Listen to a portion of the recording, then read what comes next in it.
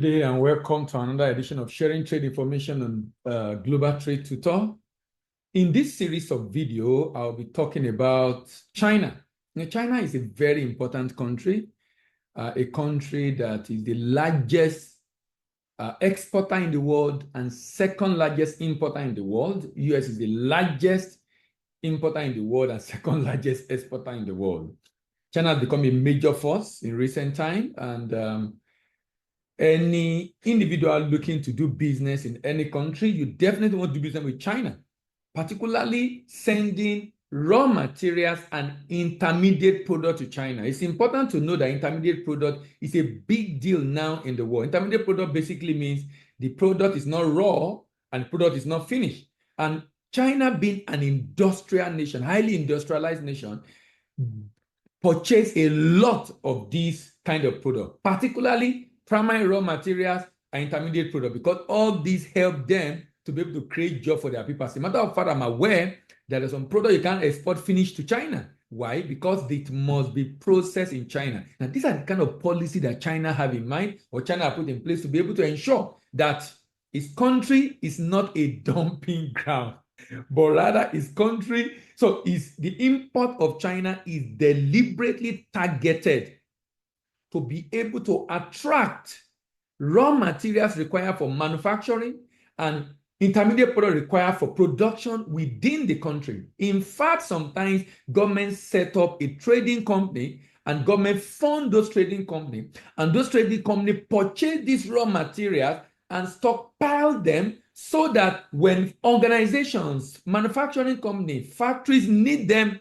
and they don't have enough cash, they can buy from this trading company. This trading company can even help them issue a letter of credit while the good is on the way. Then they can pay this trading company later. These are the kind of policy and initiative that China has put in place, beyond also the incentive that China gives to its businesses. Now, in this series, I'll be looking at, it's going to be about 20 videos, and I'll be looking at different products, from raw materials to machine and equipment, to precious metals, to transportation, to metal product, to oil product, to foodstuff, to clothing, to different products, animal product, packaged medicament, chemical product that China is importing into its country. By the way, the import volume of China is over $2 trillion. Global trade is just about 24, $25 trillion. And China alone is taking up over $2 trillion. That tells you the level of dependence of the global economy on China. So let's go.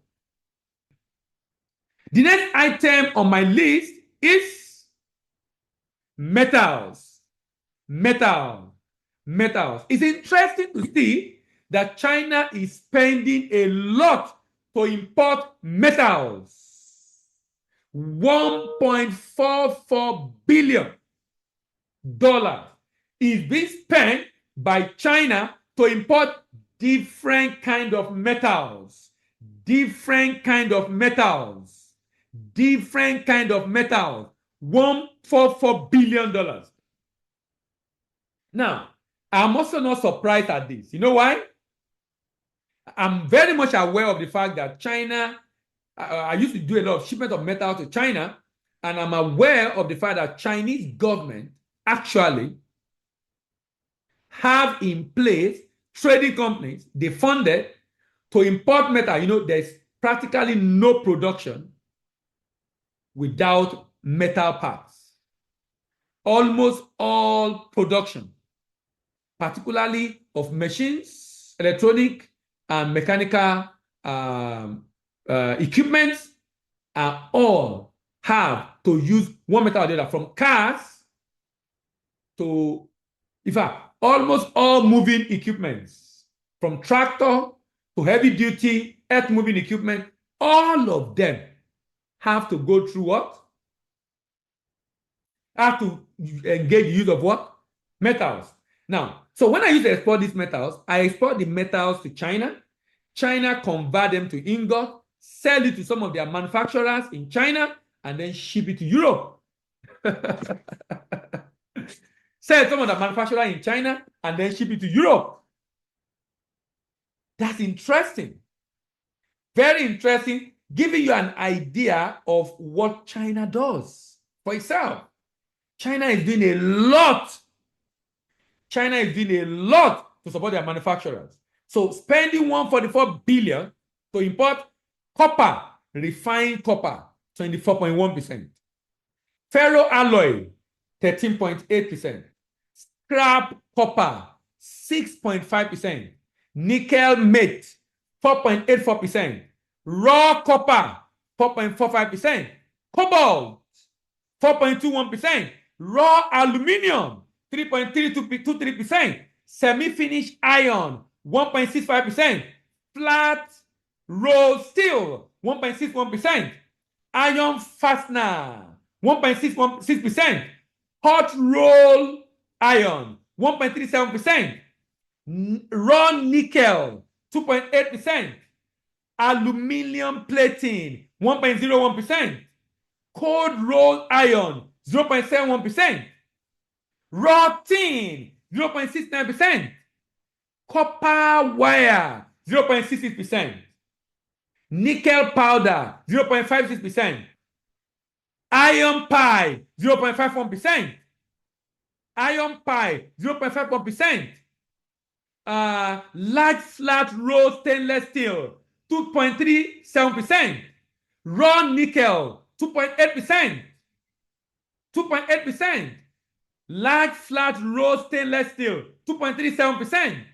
Stainless steel ingot, 2.16%. Copper foil, 1.95%. Scrap aluminium, 1.77%. Metal mounting, 1.77%.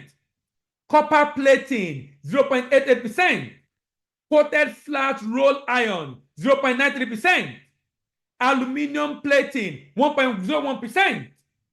Scrap iron, 0.38%. Copper bar, 0.36%. This country is spending $144 billion to import different metal products.